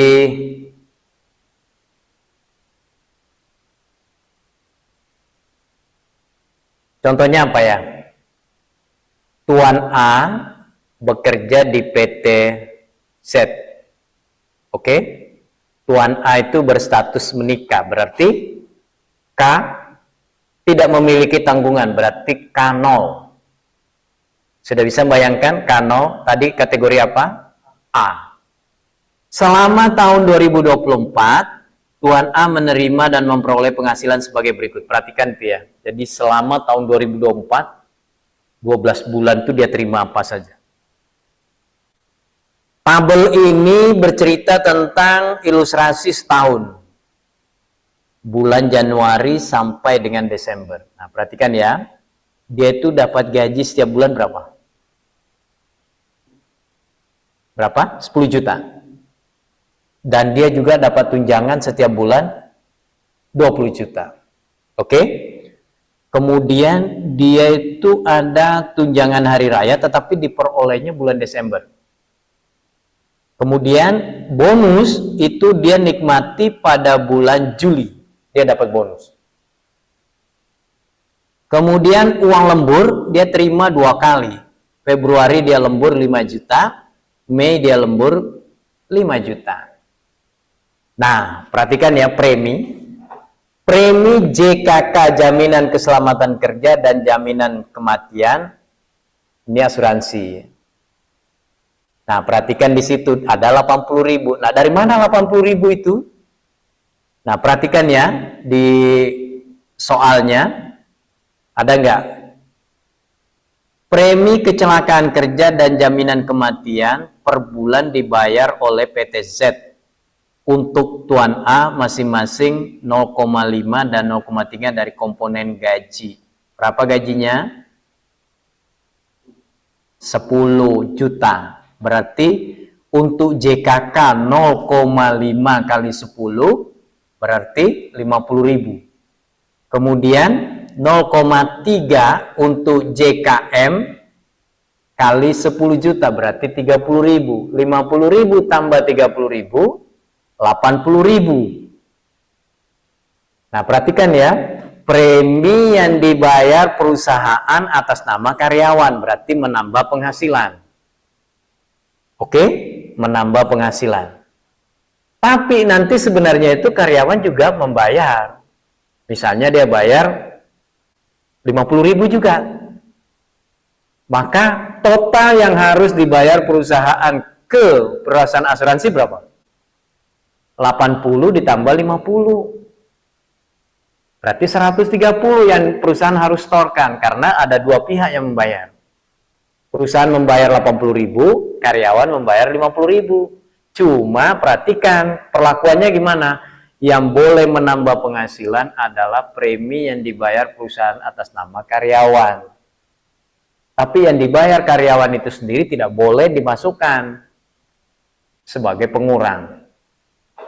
Oke, JKK. Nah, penghasilan ya. Perhatikan bulan Januari berapa penghasilannya? 30.800. Oke?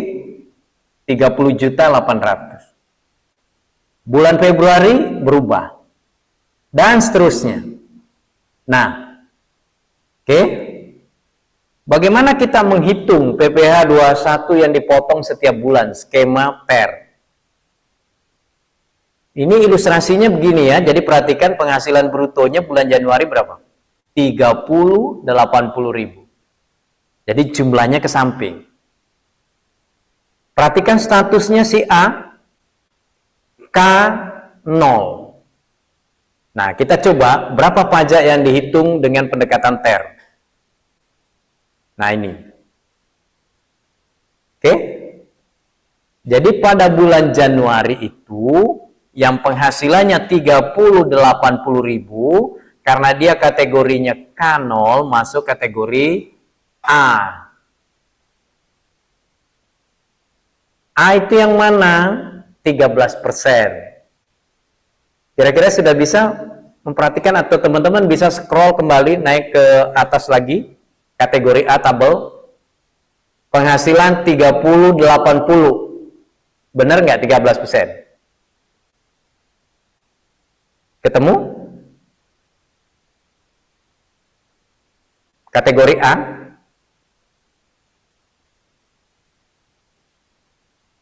Ketemu nggak? Kisaran penghasilan 30.800. Ada di tabel mana itu? 30.080. 13%. Kategori A. Nah, perhatikan pajaknya 13%, berarti 30.80.000 dikali 13% ketemu 3.910. Nanti kalau ditanya berapa take home pay-nya? Berapa uang yang dibawa pulang? Itu namanya take home pay, uang yang ada di amplop. Berarti kan 30.80.000 dikurangi pajak. Sama dengan uang yang ada di dalam amplop, itu namanya take home pay, THM, THP. Oke?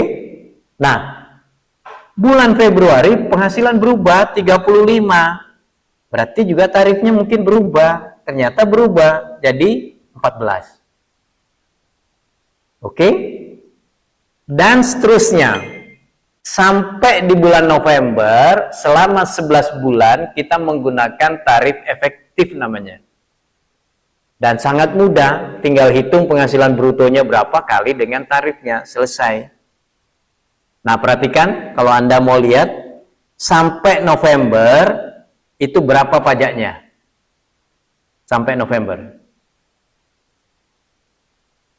50 juta 120. Itu pajak selama 11 bulan. Oke?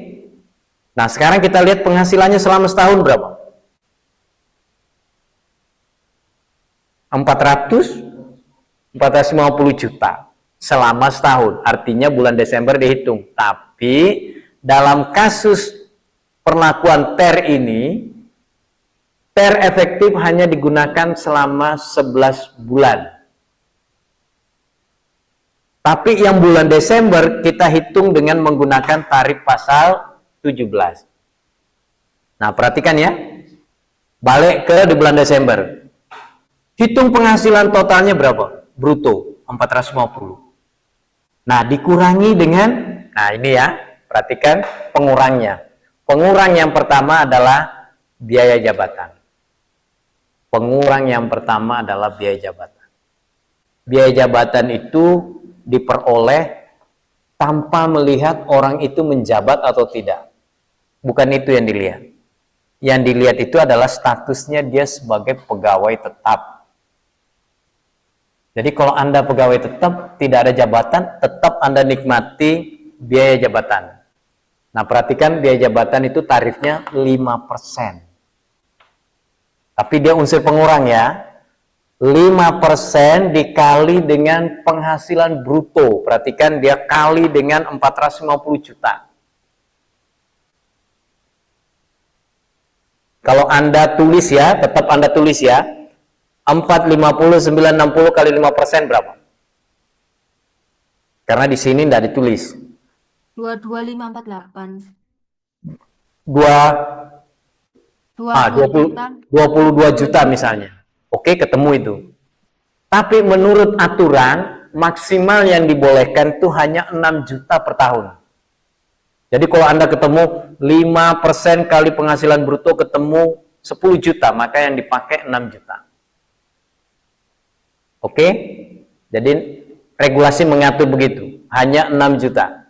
Berarti unsur pengurangnya hanya 6 juta untuk biaya jabatan. Maksimal ya. Yang kedua, iuran pensiun. Nah, perhatikan iuran pensiun. Iuran pensiun di sini adalah yang dibayar oleh karyawan itu sendiri atas nama dirinya. Maka dia sebagai pengurang. Ingat, iuran pensiun nanti redaksinya bisa begini. Perusahaan ikut program dana pensiun dan membayar iuran pensiun atas nama karyawan 100.000. Karyawan itu sendiri membayar 50.000. Maka yang dimasukkan sebagai pengurang adalah yang 50.000. Bukan yang 100.000. Yang dia bayar sendiri. Oke, yang dia bayar sendiri dulu ya. Nah, terus padahal tadi perusahaan bayar 100, berarti totalnya 150. Berarti perusahaan harus membayar ke lembaga dana pensiun 150. Nanti kan ada jurnalnya.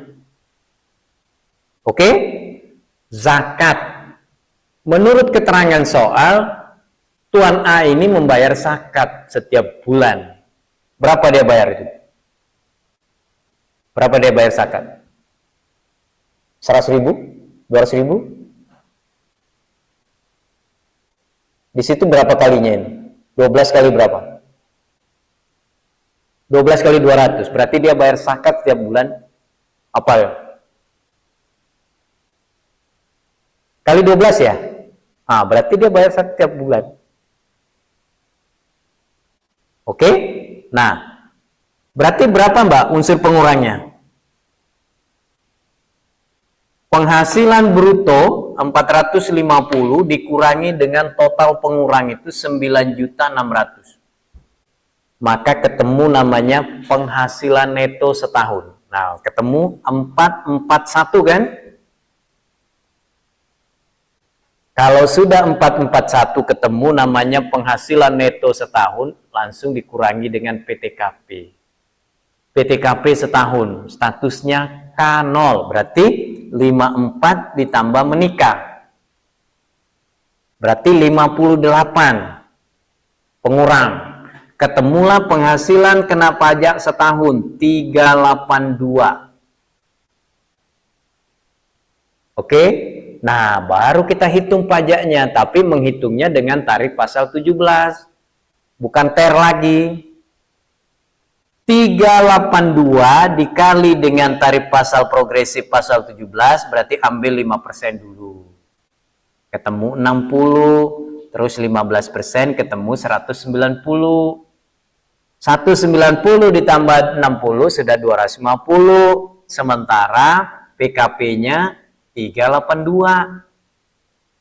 Berarti 382 dikurangi 250 ketemu 132. Oke? Berapa pajaknya, Mbak? Totalnya 60, 64, 715. Perhatikan 64, 715 itu setahun.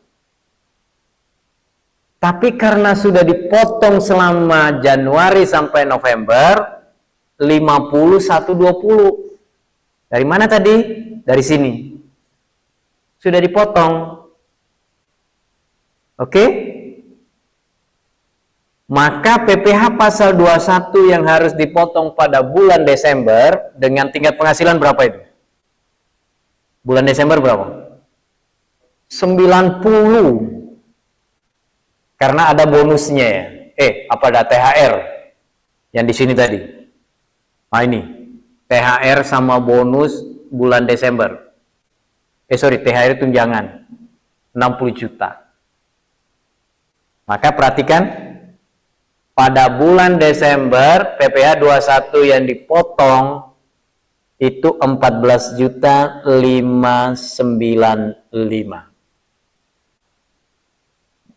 Oke.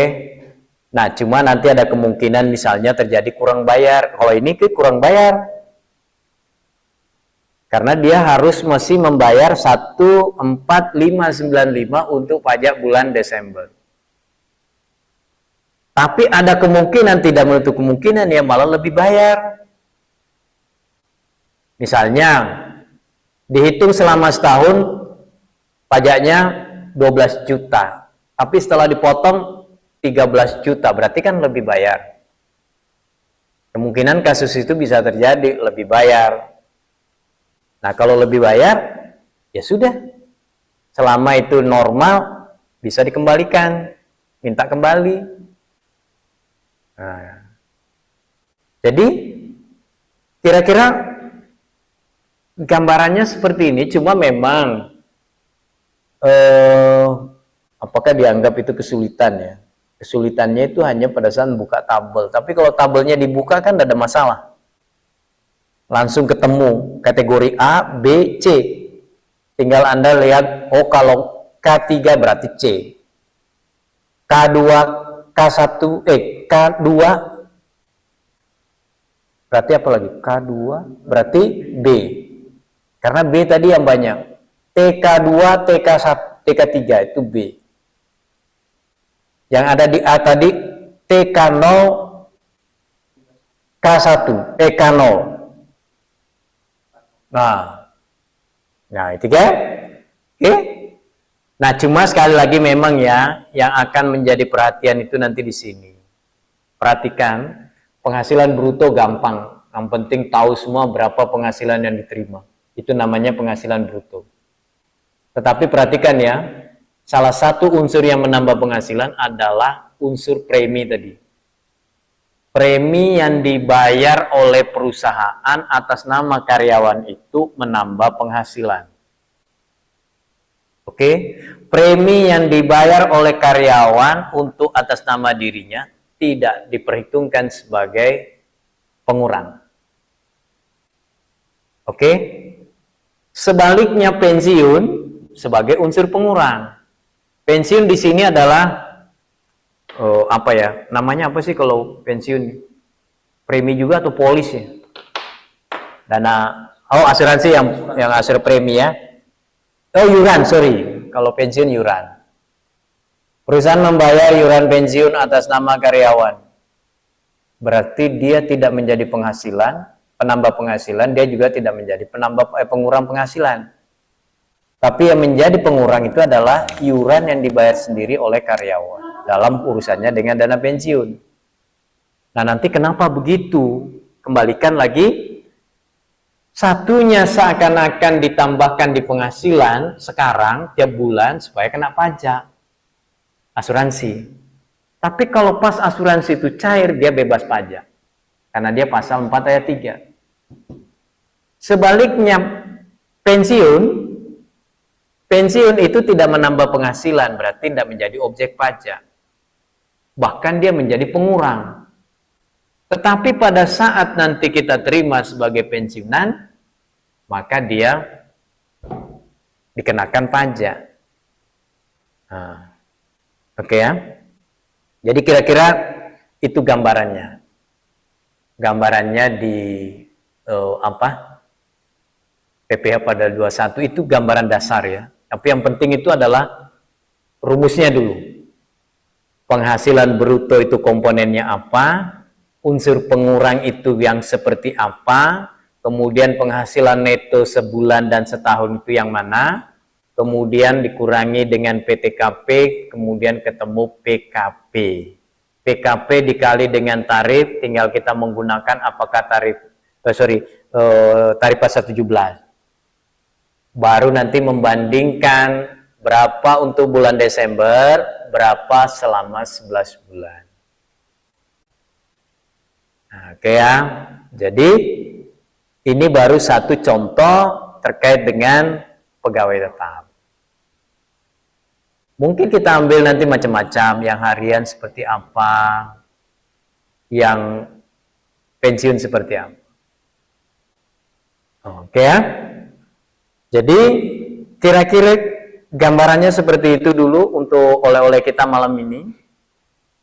Ya, sudah ada buku panduannya di situ. Anda tidak usah khawatir, tidak usah beli buku. Saya kira itu buku yang masih update dipakai sekarang oleh Direktorat Jenderal Pajak. Ya, jadi mudah-mudahan itu bisa menjadi panduan, pegangan ya. Oke. Jadi nanti tinggal kalau dibaca-baca, kaitkan juga nanti dengan konsepnya ya. Jadi misalnya tadi, apa sih yang dimaksud dengan unsur penambah yang mana itu? Perhatikan di situ, yang menambah dan mengurangi, itu dibaca betul.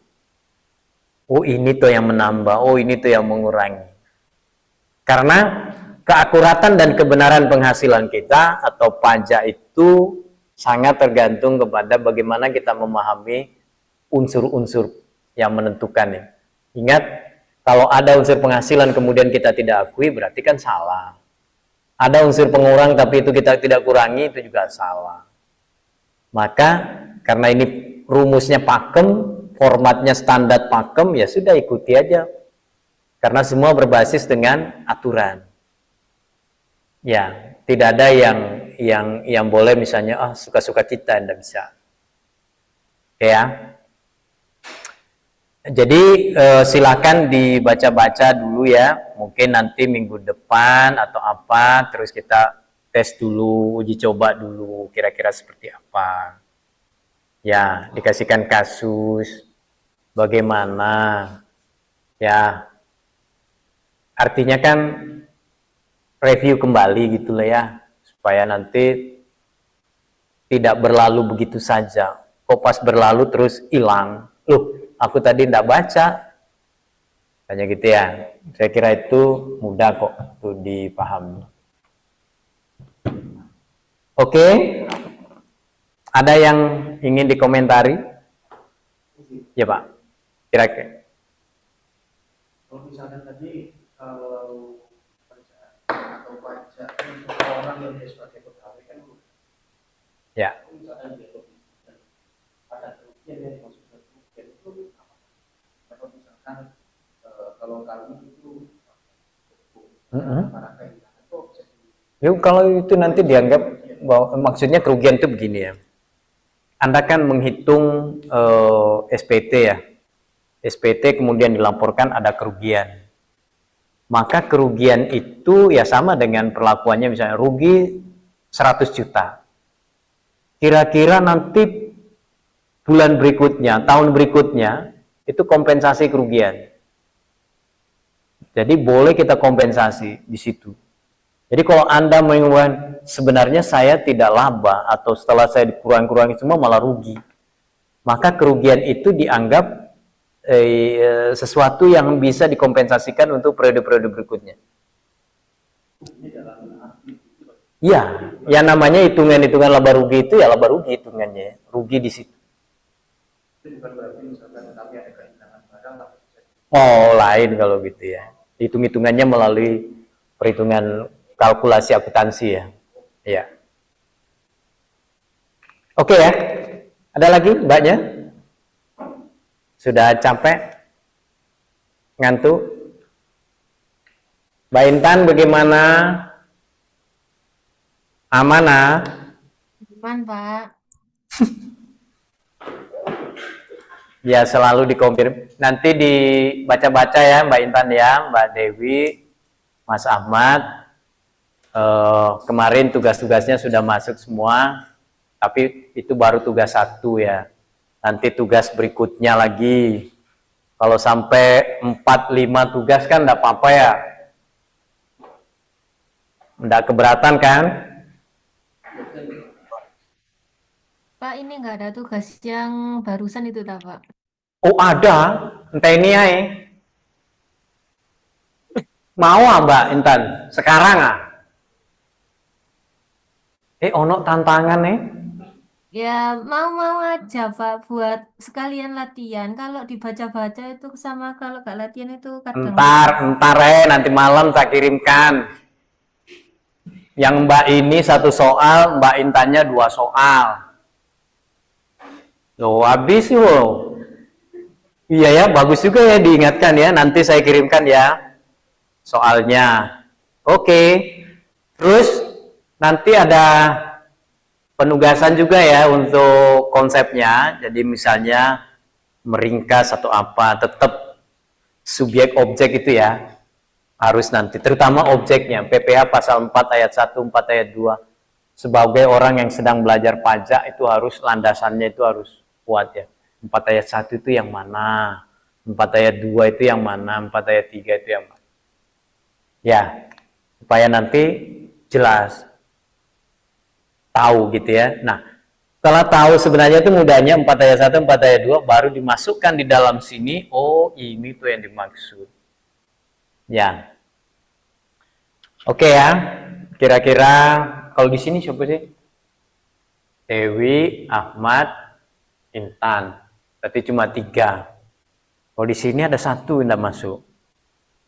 Mbak siapa itu? Ya, tadi anu ya. Oke, cukup ya? Cukup Mbak? Oke ya? Baik, saya kira untuk malam ini kita bisa akhiri.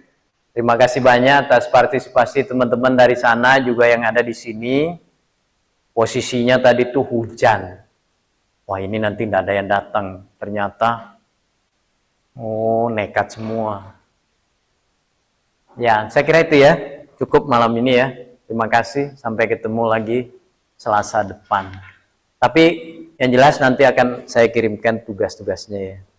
Ya paling meringkas-ringkas 2 halaman lah. Oke, saya kira itu. Terima kasih banyak. Assalamualaikum warahmatullahi wabarakatuh.